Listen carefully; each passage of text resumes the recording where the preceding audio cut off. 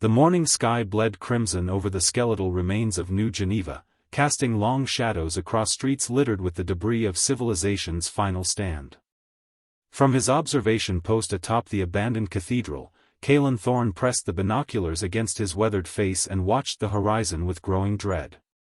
What he saw defied everything he thought he knew about the infected. They weren't shuffling anymore.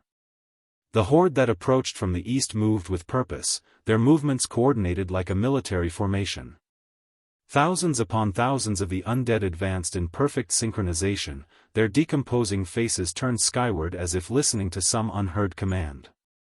Kalen had fought these creatures for 3 years, had watched them evolve from mindless flesh-eaters to something far more terrifying, but this display of organization chilled him to his core. "Commander Thorne." The voice crackled through his radio, urgent and strained. It was Zara Voltaire, the brilliant scientist who had become their most valuable asset in understanding the infection. "You need to see what we've discovered in the lab. The blood samples from yesterday's encounter, they're not just infected anymore. They're something else entirely." Kalen lowered his binoculars and felt the weight of command pressing down on his shoulders like a physical burden. Below him, the last bastion of humanity prepared for what everyone knew would be their final battle. 50,000 survivors had gathered in New Geneva over the past months, drawn by radio broadcasts promising safety and the possibility of a cure. Instead, they had found themselves trapped in a city surrounded by an enemy that grew stronger and smarter with each passing day. The cathedral bells had long since fallen silent, their bronze voices replaced by the constant hum of generators and the distant growl of the approaching horde. Children's laughter, once the music of the streets below, had been replaced by the methodical sound of weapons being cleaned and ammunition being counted. Every face that looked up at him from the fortified positions carried the same expression, a mixture of desperate hope and resigned acceptance that this might be humanity's last dawn. Dimitri Blackwood emerged from the shadows of the bell tower, his massive frame moving with surprising grace despite the scars that crisscrossed his arms and face. The former construction foreman had become Kalen's right hand, a man whose pragmatic approach to survival had saved countless lives. "The eastern barricades are holding, but barely," he reported, his voice a low rumble that seemed to vibrate through the stone walls. "Whatever's changed about them, they're testing our defenses in ways they never have before. It's like they're learning from every probe." Through the stained glass windows, fractured light painted the 3 men in shades of blue and gold, creating an almost sacred atmosphere that felt entirely at odds with the approaching apocalypse. Kalen had chosen this place as their command center not just for its strategic height, but for what it represented, the last cathedral of human hope in a world gone mad. Every decision made within these walls would echo through whatever remained of human history. "How long do we have?" Kalen asked, though he suspected he already knew the answer. The infected had been gathering for weeks, their numbers swelling as they consumed every settlement between here and the Atlantic coast. Satellite imagery, when they could still access it, had shown streams of the undead converging on their position like tributaries feeding a dark river. Dimitri checked his watch, a nervous habit he'd developed since the world ended. "At their current pace, they'll reach our outer perimeter by sunset. The way they're moving though, it's not random anymore, Commander.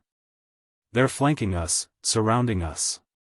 They know exactly what they're doing." The radio crackled again, this time with multiple voices reporting in from various positions around the city. Each report painted the same picture: humanity's final stronghold was about to face an enemy unlike anything they had encountered before. An enemy that had learned not just a hunger for human flesh, but to think, to plan, to adapt. Kalen closed his eyes for a moment, allowing himself to remember what the world had been like before the infection. He thought of summer evenings and children playing in parks, of lovers walking hand in hand down busy streets, of the simple human pleasures that had once defined civilization.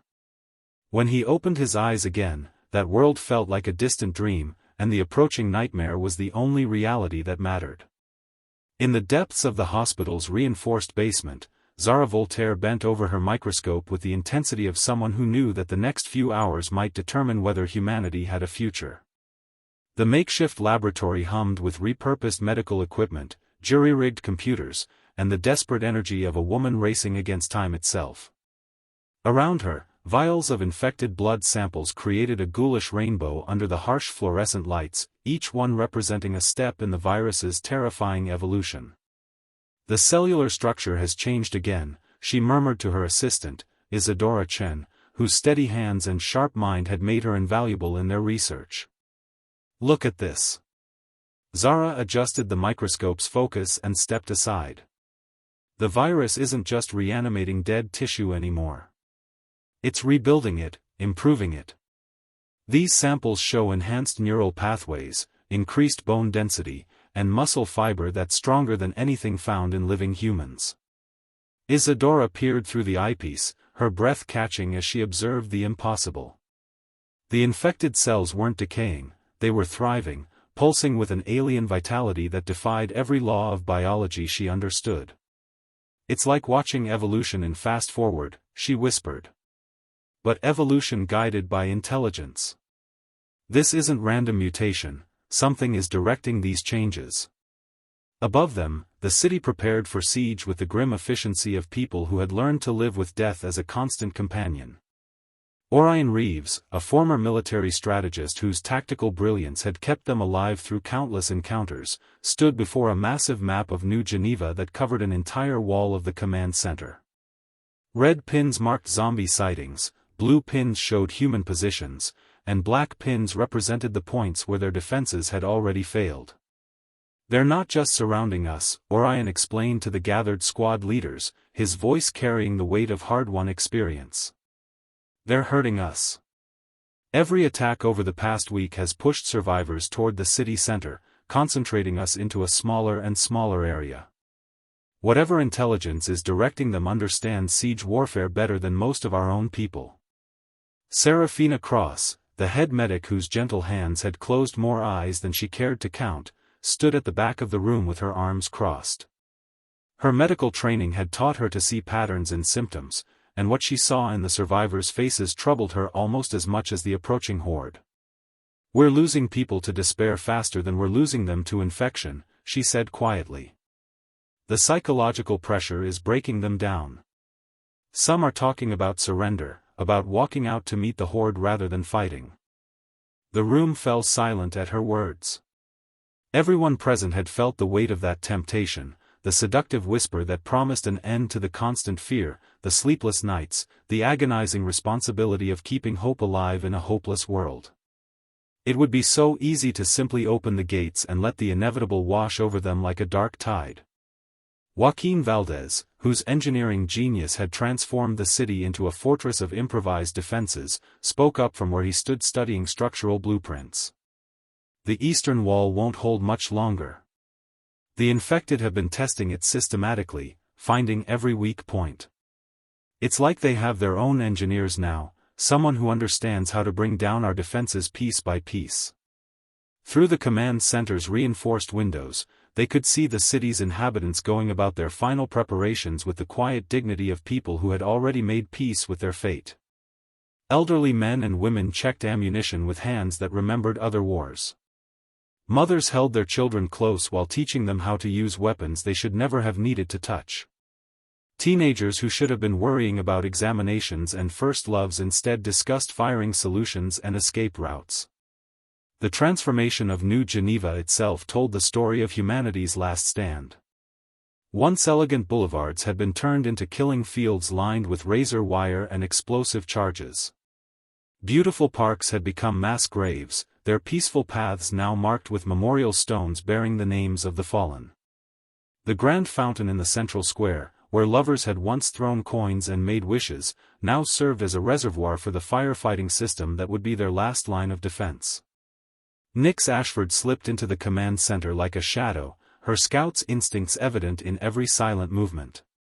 Her dark eyes held the haunted look of someone who had seen too much, who had ventured beyond the safety of the walls to witness the true scope of their enemy's power. The northern approach is clear for now, she reported, but I found something else. Signs that they're using tools, working together to clear obstacles. There are infected out there carrying weapons, Commander. Not just grabbing them randomly, carrying them with purpose. The implications of her words settled over the room like a shroud. If the infected were truly learning to use tools, to plan and coordinate their attacks, then humanity's technological advantages were rapidly disappearing. Soon, the only thing separating the living from the dead would be the strength of their will to survive. Outside, the sun climbed higher into a sky that seemed to grow darker with each passing hour, as if the very heavens were mourning for a world about to die. The discovery came at the worst possible moment, when hope was already a fragile thing balanced on the edge of a blade. Zara's hands trembled as she adjusted the electron microscope one final time, knowing that what she was about to reveal would change everything they thought they knew about their enemy. The basement laboratory felt smaller suddenly, the walls pressing in as if the weight of her findings was physically crushing the space around them. "Show me again," Kalen said, his voice hoarse from shouting orders across the city's defenses. He had climbed down from the cathedral spire at Zara's urgent summons, leaving Dmitri to coordinate the eastern barricades. The circles under his eyes spoke of sleepless nights spent watching the horizon, waiting for an attack that grew more inevitable with each passing hour. Zara's fingers moved across the computer keyboard with practiced precision, bringing up a series of images that defied everything they understood about the infection. "The virus isn't just animating dead tissue," she began, her scientist's voice struggling to remain steady. "It's networking them. Look at these neural pathways, they're not individual anymore. Every infected person has become a node in a vast biological network, all connected to something central." The images on the screen showed microscopic structures that looked more like computer circuits than organic tissue. Threads of infected material wove through brain tissue in patterns too complex and purposeful to be random. Each connection pulsed with its own rhythm, but together they created a symphony of signals that flowed back and forth like data in a vast organic computer. Isadora leaned forward, her communications expertise allowing her to recognize patterns that others might miss. "It's like a biological internet," she breathed. "Every zombie is both transmitting and receiving information. That's how they coordinate so perfectly, they're literally sharing consciousness across the entire horde." The implications hit everyone in the room simultaneously. If the infected were truly networked, then killing individual zombies wouldn't weaken the horde, it would simply remove nodes from a system that could instantly adapt and reroute around the loss. Worse still, every human they captured and converted didn't just add to their numbers, it added to their collective intelligence and processing power. "There's more," Zara continued, pulling up another series of images. "The networking isn't random. There's a hierarchy, nodes that receive more data and transmit more commands. We're not just fighting a horde of zombies, we're fighting something that's becoming a single, unified intelligence. And it's learning from every encounter we have with it." Orion, who had joined them in the laboratory, studied the data with the analytical mind that had made him invaluable as a strategist. "This explains their recent behavior patterns. They're not just mindlessly aggressive anymore, they're probing our defenses, testing our responses, learning our tactics. Every skirmish we've had with them has been feeding information back to this collective consciousness." Above them, the sound of gunfire echoed through the building as scouts engaged with infected probes along the perimeter. Each shot fired, each tactical decision made, each moment of human ingenuity displayed in the face of overwhelming odds was being observed, catalogued, and analyzed by an intelligence that grew stronger with every passing second. Serafina, who had descended to the laboratory to check on the research team, felt her medical training rebel against what she was seeing. "This is impossible," she said, though her voice lacked conviction. "Biological systems can't network like this. The energy requirements alone should make it unsustainable." Zara shook her head grimly. "That's what I thought too, until I found this." She pulled up one final image, this one showing infected tissue that glowed with an eerie bioluminescence. "They're not just using human biology anymore. The virus has incorporated elements we can't identify, possibly extraterrestrial in origin. It's rewriting the rules of what organic life can accomplish." The word extraterrestrial hung in the air like a death sentence. If the infection truly had origins beyond Earth, then humanity wasn't just fighting for their planet, they were fighting against an intelligence that had potentially conquered countless other worlds before arriving here. They were insects struggling against a cosmic force that viewed them as nothing more than raw material for its expansion. Joaquin's engineering mind immediately grasped the tactical implications. If they're truly networked, then our defensive strategy is completely wrong. We've been trying to hold territory, but territory doesn't matter to them. What matters is eliminating human resistance and adding our biological and intellectual resources to their collective. Through the laboratory's small windows, they could see the shadows growing longer as afternoon stretched toward evening. Somewhere beyond the city's walls, millions of infected minds shared thoughts and plans through their biological network, coordinating an assault that would be perfectly tailored to exploit every human weakness they had observed. Nyx appeared in the laboratory doorway like a ghost, her silent approach startling everyone despite their familiarity with her scouting abilities. "Commander," she said, her voice tight with urgency, "they're moving again. All of them, simultaneously. It's like watching a single organism shift position rather than a horde of individuals. And there's something else, they're vocalizing. Not moaning or growling, but something that almost sounds like communication." The networked intelligence was preparing to speak, and humanity was about to hear the voice of its replacement. The War Council convened in the cathedral's nave as the sun began its descent toward the horizon, painting the ancient stones in shades of amber and blood.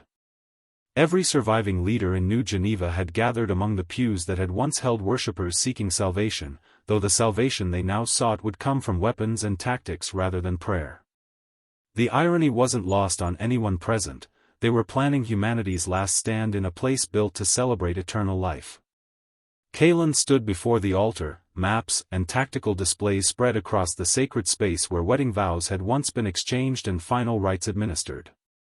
The transformation of the holy place into a command center felt symbolic of humanity's entire struggle, taking the beautiful and sacred, then adapting it for survival in a world that no longer had room for such luxuries. Given what Dr. Voltaire has discovered about their networking capabilities, Kalen began, his voice echoing off the vaulted ceiling, "We need to completely rethink our defensive strategy. We're not fighting a horde anymore, we're fighting a single, massively distributed intelligence that learns from every mistake we make."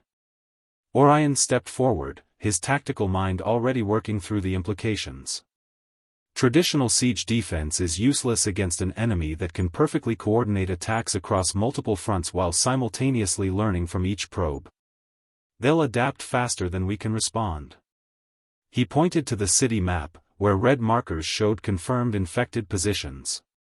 But their networking might also be their weakness. If we can disrupt the connections between nodes, we might be able to fragment their collective intelligence. Dimitri's scarred hands clenched into fists as he studied the defensive positions. The eastern barricades are already showing stress fractures. My people have been reinforcing them around the clock, but the infected aren't just throwing themselves at the walls anymore. They're testing specific points, applying pressure exactly where our defenses are weakest. It's like they can see the structural engineering blueprints. Joaquin nodded grimly from where he sat in one of the front pews, his laptop displaying real-time structural analysis of their fortifications. They probably can, in a sense. Every piece of construction equipment they've captured, every engineer they've converted, that knowledge becomes part of their collective memory. We're fighting an enemy that knows our defensive capabilities better than we do. The weight of their situation settled over the group like a physical presence. They weren't just outnumbered, they were facing an enemy that possessed the accumulated knowledge and experience of every human it had consumed. Every military tactician, every engineer, every scientist who had fallen to the infection had become part of a vast intelligence that was now turned against their own species. Serafina spoke up from the back of the nave, her medical bag never far from her side even in strategic meetings. "We need to consider the psychological warfare aspect as well. The infected have started vocalizing, not random sounds, but what appears to be coordinated communication. It's having a devastating effect on morale.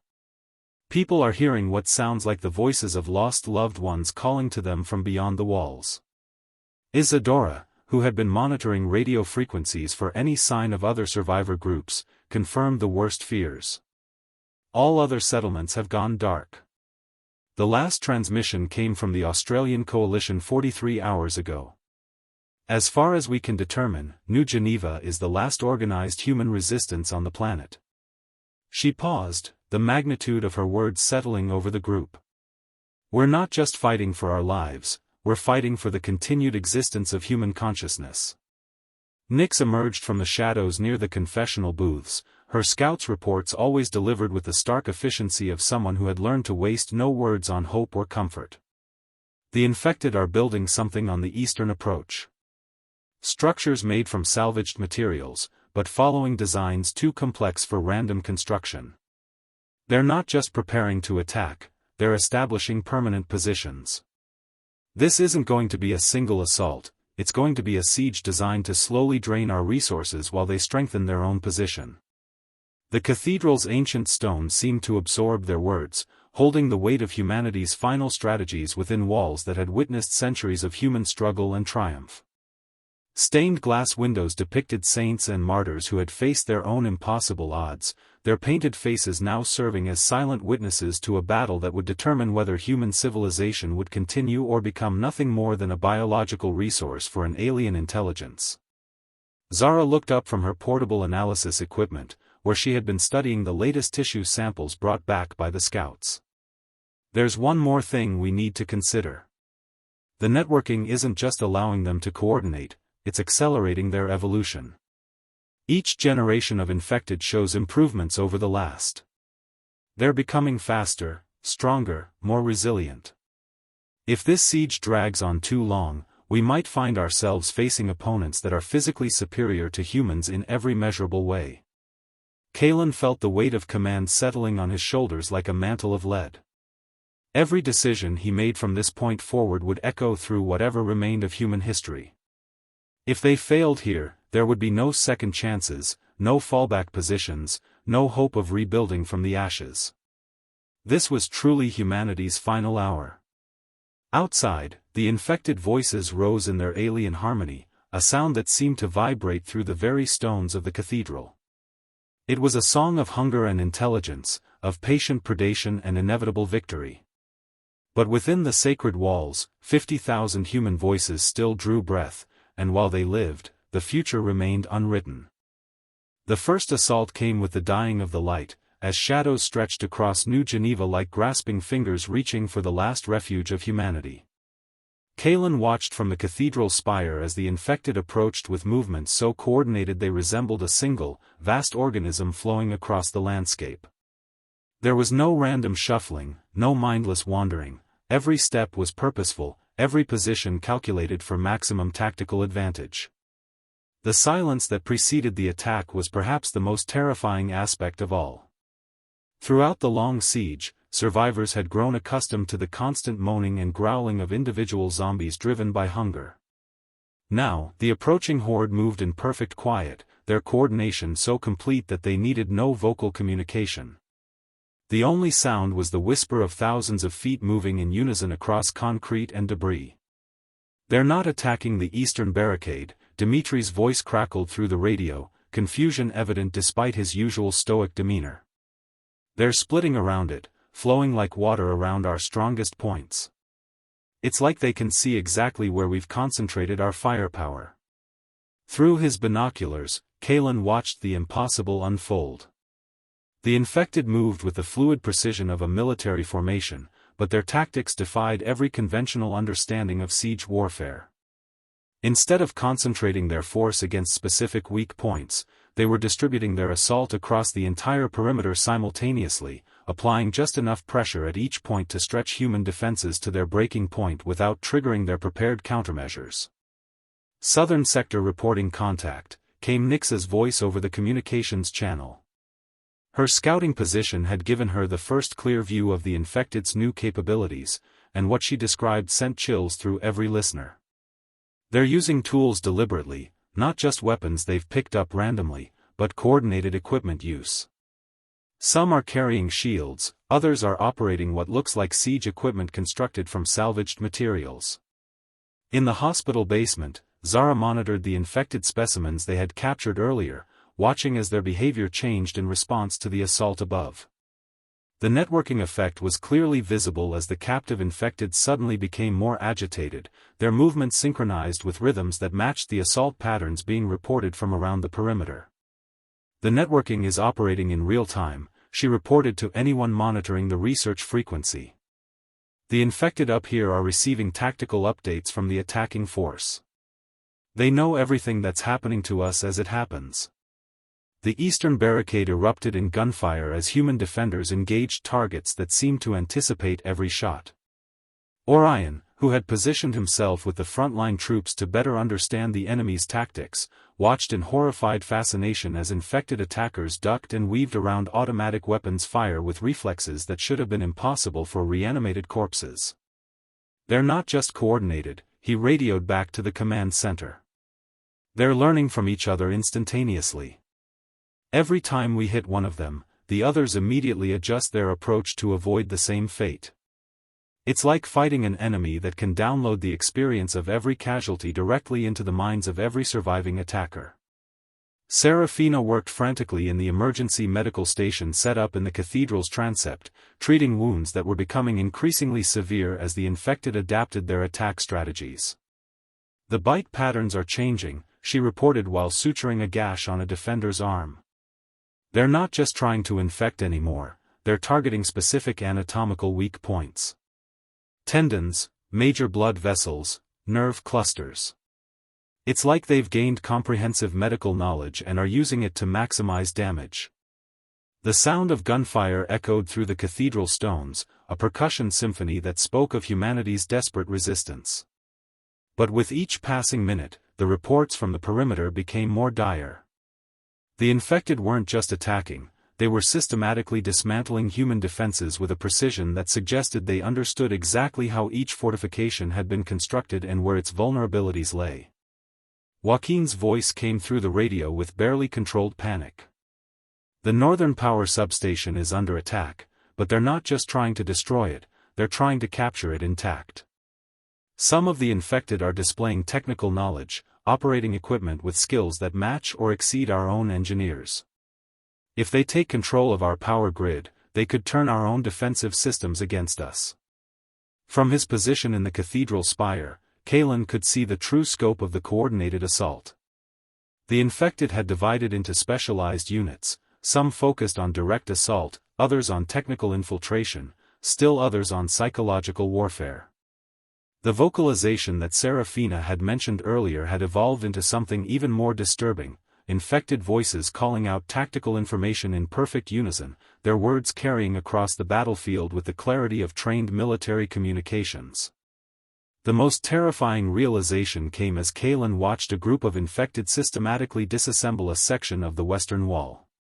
They worked with the coordinated efficiency of a construction crew, but their movements were too perfect, too synchronized. Every action was performed simultaneously by multiple individuals, as if they were fingers on a single hand rather than separate entities. "This isn't an assault," Kalen spoke into his radio, the words carrying the weight of final understanding. "This is a surgical extraction. They're not trying to destroy us quickly, they're trying to capture us intact, to add our knowledge and capabilities to their collective. Every moment we resist, every tactic we use, every innovation we deploy is just giving them more data to incorporate into their growing intelligence." The battle for humanity's future had begun, but it was unlike any conflict in human history. They weren't fighting for territory or resources, they were fighting to prevent their own consciousness from becoming part of something vast and alien, something that viewed human intelligence not as an enemy to be destroyed, but as a resource to be harvested and assimilated into an ever-growing collective mind. The night sky above New Geneva burned with the orange glow of fires that had once been homes, businesses, and dreams. 3 hours into the assault, the infected had penetrated the outer defenses at 17 different points, their coordinated advance fragmenting human resistance into isolated pockets that fought with the desperate fury of cornered animals. The cathedral bells, silent for so long, had begun to ring, not in celebration, but as an emergency signal that echoed across the dying city like a funeral dirge. Dimitri's voice came through the radio in harsh gasps, punctuated by the sound of gunfire and the terrible wet sounds of close combat. Eastern sector is compromised. They've taken the power station and the water treatment facility. Joaquin was right, they're not destroying our infrastructure, they're capturing it. Some of them are operating the machinery better than our own technicians could. The implications of this tactical shift sent waves of horror through every surviving defender. If the infected were preserving human infrastructure rather than destroying it, they were planning for a post-human future where they would inherit not just the planet, but all the technological achievements humanity had built over millennia. They weren't conquering, they were renovating. In the cathedral nave, Serafina worked over a makeshift operating table where Orion lay bleeding from wounds that told a story of impossible coordination among their attackers. They flanked us, he gasped, his strategic mind still functioning despite the trauma.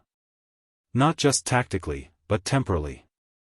Some of them held back while others engaged, learning from our defensive patterns.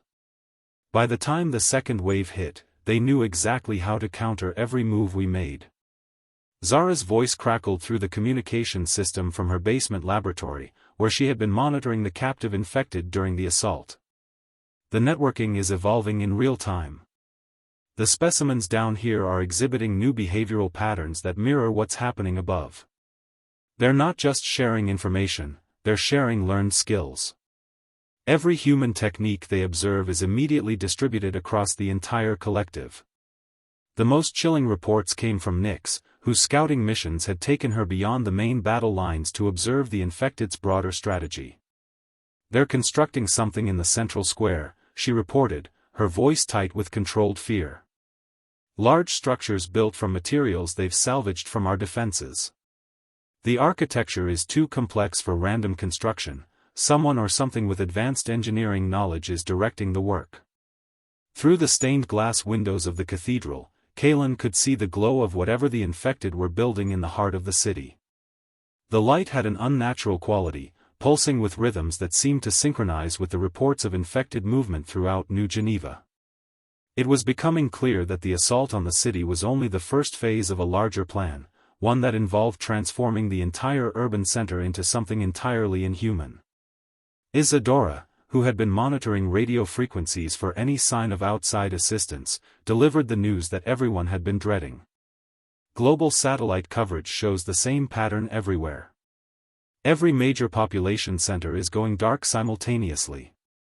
This isn't just an attack on New Geneva, it's a coordinated global assault. Whatever intelligence is controlling the infected has planned this on a planetary scale. The sound of breaking glass echoed through the cathedral as infected began testing the building's defenses. Unlike their previous mindless assault tactics, these probes were methodical and analytical. They tested each window, each door, each structural weak point with the patience of engineers conducting a stress analysis. When they found resistance, they didn't retreat, they simply adjusted their approach and tried again with modifications based on what they had learned. Joaquin's engineering expertise had been invaluable in fortifying the cathedral, but even his innovations were being systematically overcome. "They're using our own construction techniques against us," he reported while reinforcing the main entrance with salvaged materials. "Every security measure I've installed is being countered by infected who understand the principles better than I do. It's like fighting against a version of myself that has infinite patience and no fear of death." The psychological impact of the assault was perhaps the most devastating aspect of all.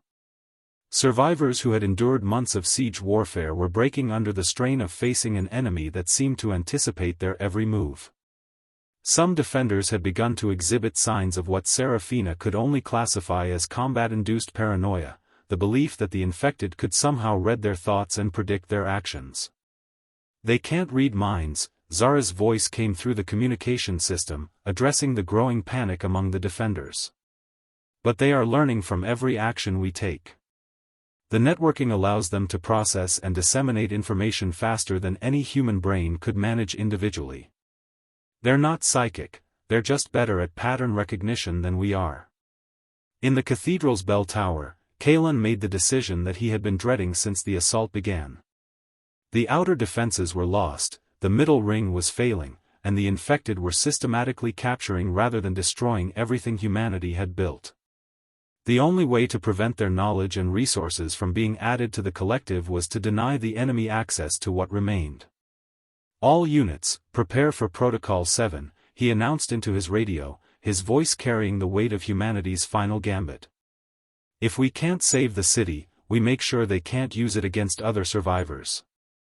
Protocol 7 was the systematic destruction of everything that could serve the infected's purposes: power grids, communication systems, medical facilities, weapon stockpiles, and most importantly, the research data that Zara had compiled about the infection itself. It was humanity's scorched earth policy, designed to deny their enemies the tools and knowledge needed to expand beyond New Geneva.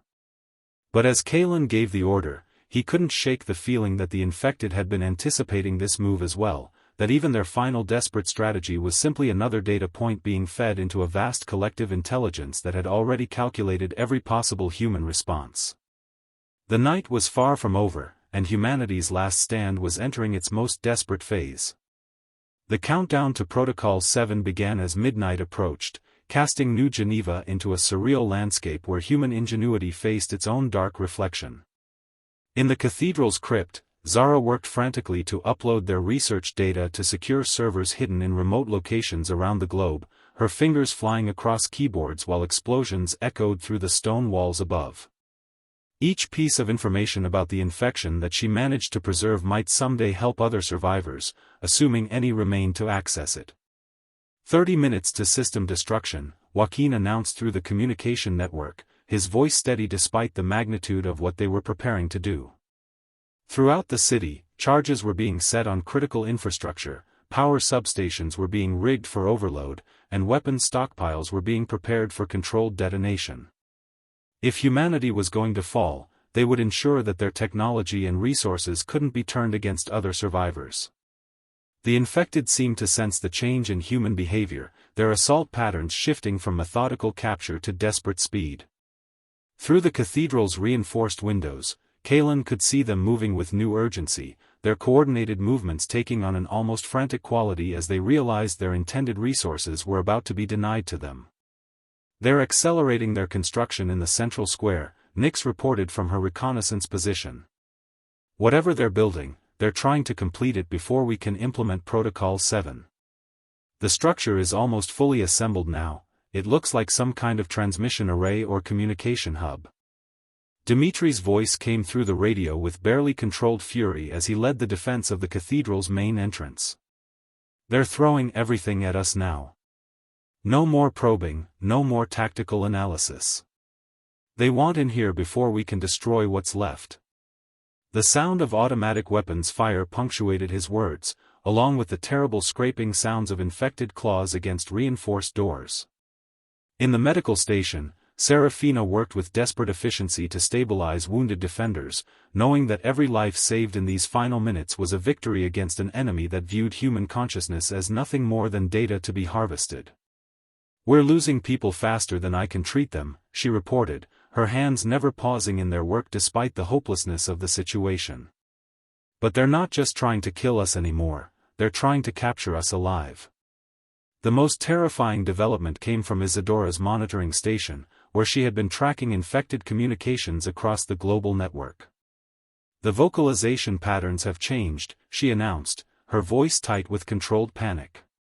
"They're not just coordinating locally anymore, they're receiving instructions from something much larger. The entire global network is focusing its attention on New Geneva." Through his binoculars, Kalen watched as the infected's construction in the central square neared completion.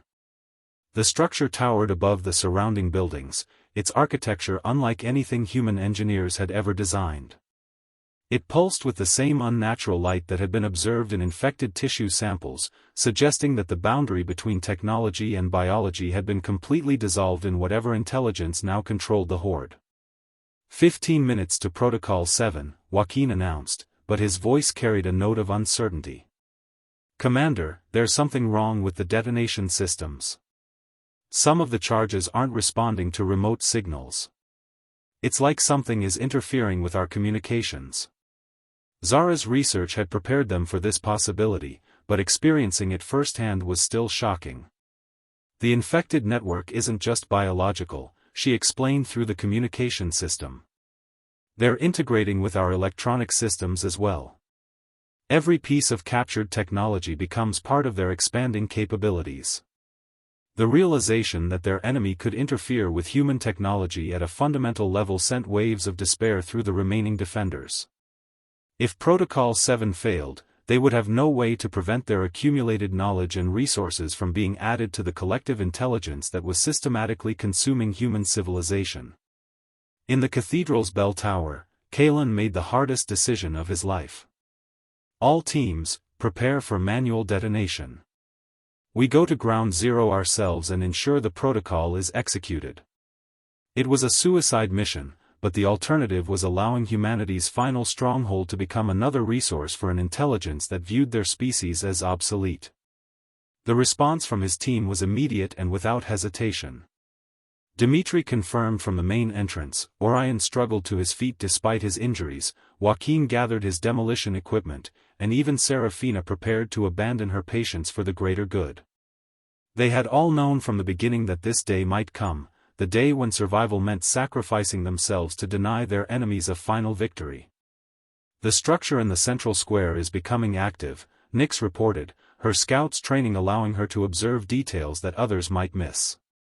It's emitting some kind of signal, not radio waves, but something that's affecting the infected directly. They're becoming more coordinated, more focused.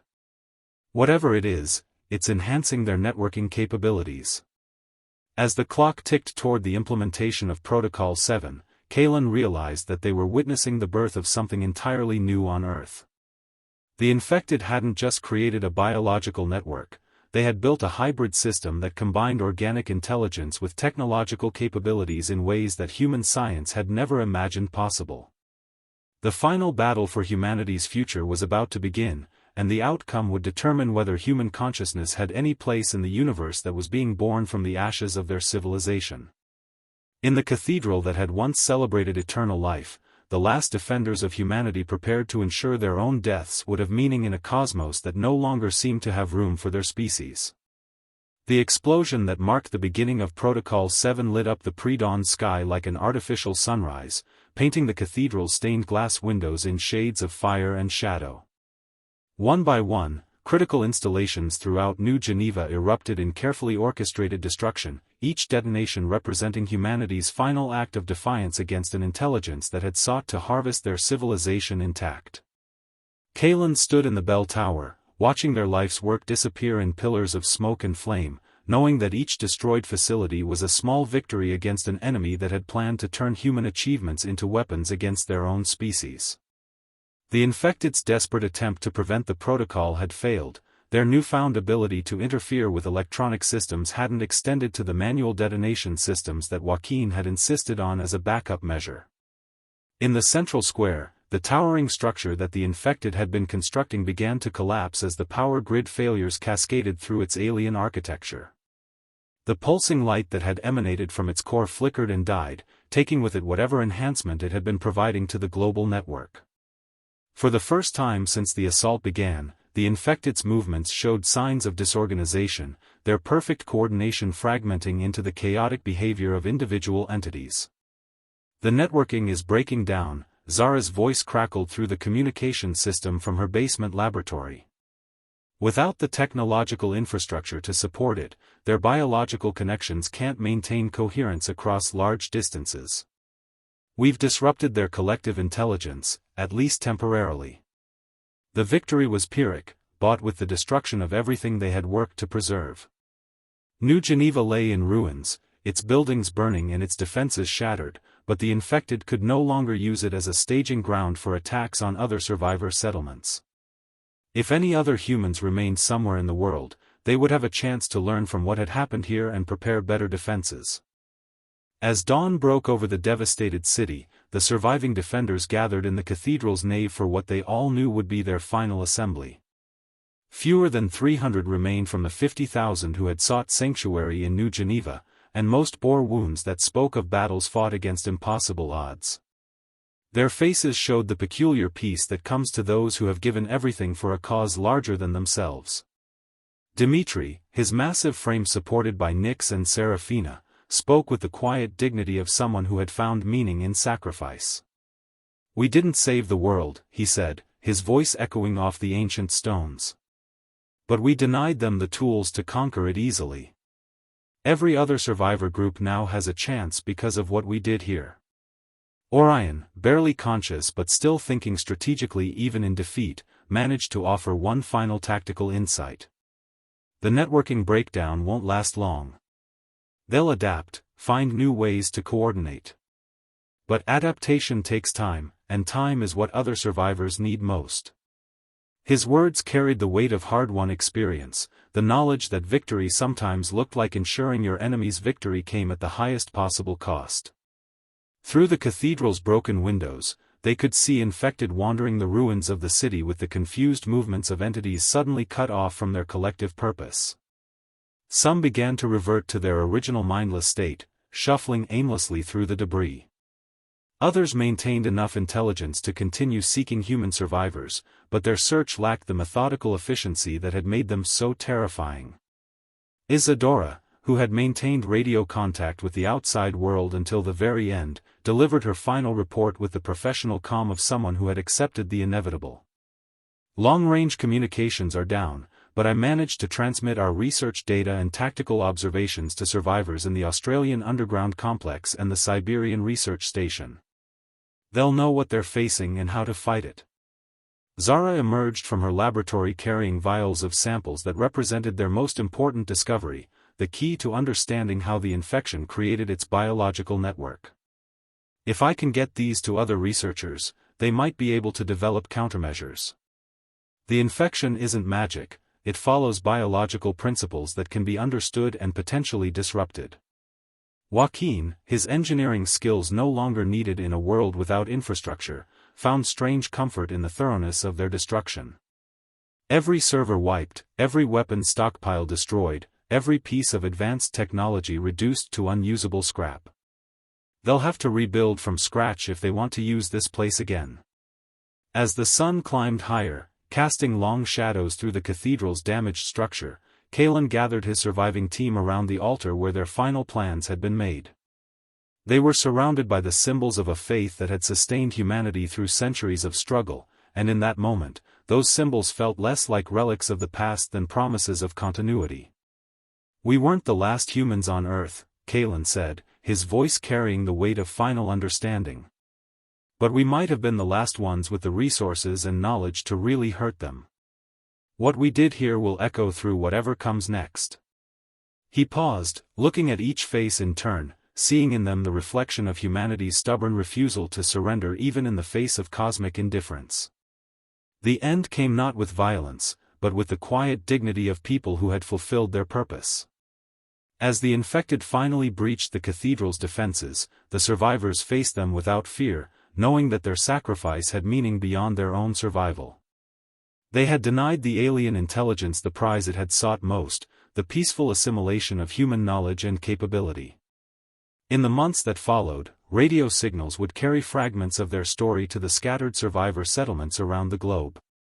The tale of New Geneva's final stand would become legend among the remaining human populations, a reminder that even in the face of seemingly inevitable defeat, the choice to resist could change the shape of history itself.